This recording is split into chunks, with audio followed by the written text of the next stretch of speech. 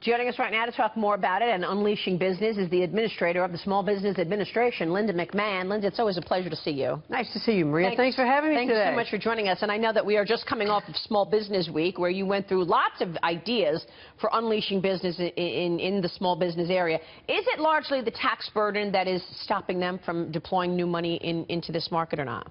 Taxes are a big burden. The opportunity maybe to have that tax rate lowered to 15% and have it pass through for S-corps, et cetera, would be a big boon for small businesses. They would take that money, they would hire more people, they would grow their businesses, and of course that creates more jobs. But the regulatory environment as well. So tell us about the regulatory environment, because I know the President has been trying to roll back regulations to get the barriers and the permitting process a lot easier.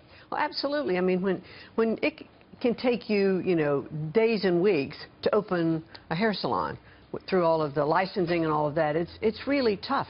And there's no small business that says we don't need regulation. They just want it to fit the industry and not to be so voluminous. Often the small business operators, the CEO, the janitor, and every other thing, they can't afford accountants and lawyers to comply, and often they don't even know what regulations they have to comply with. That's a really good point, because when you look at a small business, they don't have the resources that a larger business would have, hiring all the lawyers. Nor the time. Yeah, nor the time. Nor the time to do it. They just really don't. They're growing and building and investing in their own businesses. So what are you hearing from them? What did you hear when you were crisscrossing the country on Small Business Week? Absolutely optimism. They're really looking forward to having taxes reduced, regulations rolled back. They are more invested now in the economy. I really felt a sense of optimism and new revitalization in entrepreneurship. And that's what we need. What areas of small business do you think are growing most? Where are the growth spots within small business, in your view? Well, I tell you, a lot of the businesses that I tour are in the technology area, so that's a big growth. But also just the service industry. That's where we're seeing a lot of growth in small businesses, the service industry. It's how do you implement taking care of the public. Yeah. A lot of services. This is a services-driven economy, right? It is. So it's all about services. President Trump signed an executive order yesterday to improve the nation's cybersecurity. Tell me about small business and how they can boost their defenses online in this cyber world that we're worried about, and be able to afford it. Well, I think you'll see more and more small businesses as they set up, their internet or their services. They are mindful of that, so they're building that in from the beginning. But that's not as much of an issue for small businesses that I hear as it is the regulatory and the tax environment, and that's where they really want the support. And by the way, you were a small business owner yourself, and you became a big business owner, by the way. You're perhaps best known as the former CEO of WWE, and one of the sport's biggest stars, Dwayne The Rock Johnson, now says he might throw his hat in the ring and run for president. Were you surprised at that? I was a little surprised when I heard him, because I didn't think he had any interest in that. But it doesn't surprise me from Dwayne's point of view. He's a very, very popular and charismatic and smart young man, and clearly has made his mark in WWE and in Hollywood. Look, it just shows you that people are looking at Donald Trump and saying, look, if Donald Trump can do it, I can do it, because people want to change, and they still want change. They want to break through the bureaucracies that have been so persistent in Washington. Yeah, I think that's true.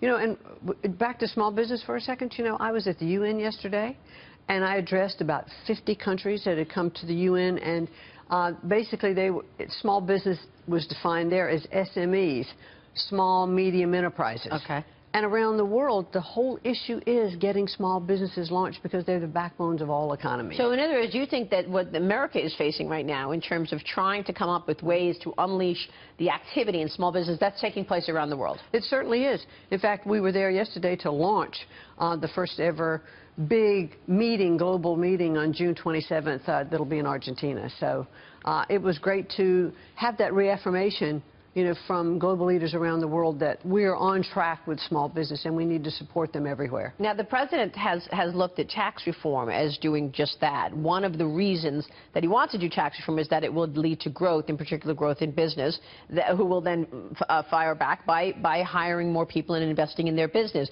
Do you think that's the most critical? I know you said rollback of regulations as well.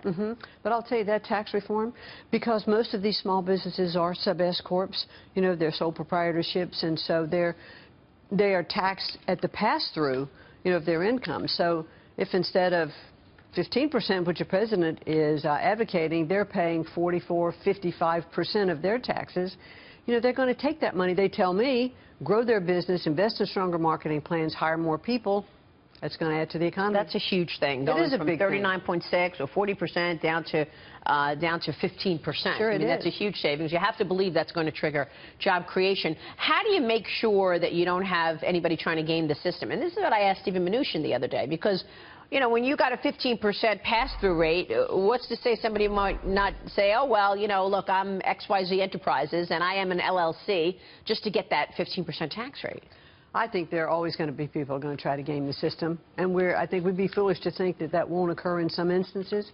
But let's look at the macro view of that and how much we would help small businesses really grow and hire more people and what that'll do for our economy. Are you looking largely at the domestic situation in terms of small business? I know you were at the UN yesterday, and you're seeing how U.S. small business relates to the rest of the world. But is this largely a domestic story in terms of the small business story? Part of it is domestic. However, you know, 96% of the customers on a worldwide basis are outside of the United States. So our small business is also what SBA does, is we have an export area where we are helping them develop product for markets.